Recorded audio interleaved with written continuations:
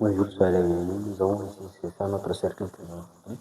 Donc, c'est un cercle, vous voyez, n'est-ce pas? Son rayon est M, vous voyez, n'est-ce pas? Son rayon ne dépasse pas 1. Et nous avons ici, ça, c'est l'axe. Vous avez ces deuxième axe-là. Et ces axes-là, quand vous voyez, l'un est orienté vers le haut, l'autre est orienté dans ce sens. Ça veut dire quoi ici? Nous avons notre 0 et tout au centre ici. Nous avons notre 0 ici. De là, c'est positif, de l'autre côté négatif. Ici, négatif, de l'autre côté, c'est positif. Nous avons ça, c'est subdivisé en 4 cadrans. Nous avons ici 1, 2, 3, 4. Sens d'orientation, là, c'est ça. Nous avons ça, c'est le sens positif. Vous voyez à peu près, n'est-ce pas? Ça passe le sens contraire des aiguilles d'une montre. Les aiguilles d'une montre passent dans ce sens, lui, c'est le contraire. Donc, nous avons ici, ça, c'est le premier cadran. Nous avons le premier cadran. Donc, ce premier cadran est compris entre ça et là. Et ça, c'est le deuxième cadran. Le deuxième cadran. Ça, nous avons le troisième cadran. Ça, c'est le quatrième cadran. Donc, parmi les 4 cadrans, nous avons des angles qui le correspondent. Ici, ça, c'est l'angle principal qui est alpha. Ici, nous avons pi moins alpha. Ici, nous avons pi plus alpha. Et là, nous avons 2pi moins alpha. Donc, maintenant, les angles alpha que vous allez les retenir, c'est quoi? Nous avons 0.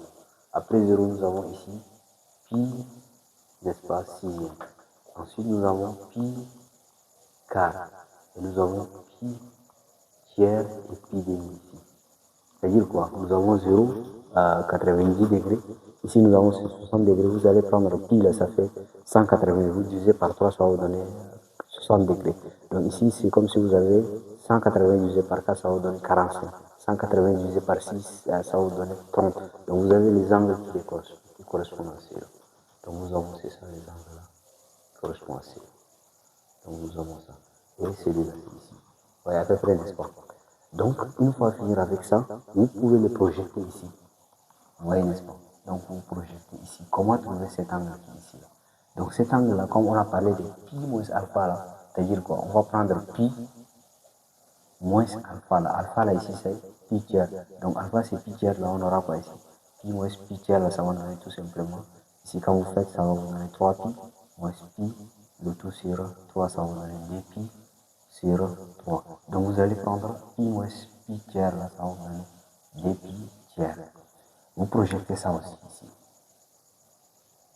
Quand vous calculez, vous allez avoir quoi ici? Pi moins pi quart, là, ça va vous donner 3 pi quart. Ici, vous allez projeter ça là aussi, ici. Vous aurez quoi ici? Vous aurez ici tout simplement pi moins pi sixième là, ça va vous donner quoi ici? Ça va vous donner 5 pi sixième. Ensuite, vous avez ici pi moins 0, ça va vous donner tout simplement ici pi. Vous allez prendre pi moins alpha qui est 0 ici, ça va vous donner tout simplement pi.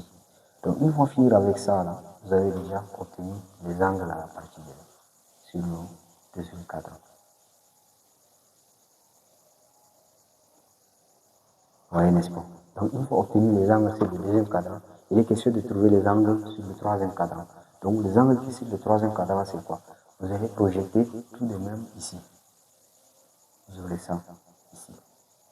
Or, au vu de l'angle principal, là, on va revenir, on fait comme ça, et on redescend ici, ça vous fait pi sixième. Vous voyez à peu près. Donc, c'est pi plus pi sixième. Là, ça va vous donner quoi ici? Ça va vous donner 5 pi, on aura 6 pi plus pi, le tout sur 6, ça va vous donner 7 pi sixième. Et là, on va mettre 7 pi sixième. Vous voyez avec moi, n'est-ce pas? On va projeter ça aussi ici. Quand on calcule là, qu'est-ce qu'on aura? Ici, on aura tout simplement 5 pi quart. On va projeter ça aussi ici. On aura quoi ici? On aura tout simplement 4 pi tiers.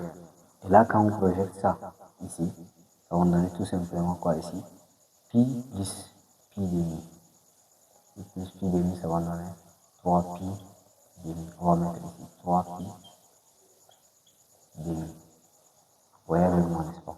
Ensuite, on va repasser au quatrième cadran, c'est-à-dire le dernier cadran. on va projeter ça ici. Vous voyez, n'est-ce pas? Donc ça correspond à ça. Parce que vous allez faire quoi ici? Vous allez faire un tour comme ça, vous le passez là, et revenir redescendre sur l'angle principal. Ça vous donne quoi ici? Ça vous donne dpi. Maintenant, ça va vous donner tout simplement dpi moins alpha. Dpi moins alpha. Alpha là, ça vous donne pi tiers. Donc ça va nous donner ici quoi? 6pi moins pi. Le tout sur 3, ça va donner 5pi tiers. Vous voyez à peu près, n'est-ce pas? Donc vous aurez ici 5pi tiers. Une fois faire ça, vous allez venir pour ce cas-là. Vous allez projeter comme ça. Et ça correspond à ça.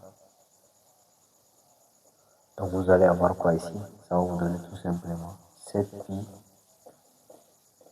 quart. Quand vous essayez de calculer, dpi moins alpha qui est pi quart là, ça va vous donner 7pi quart.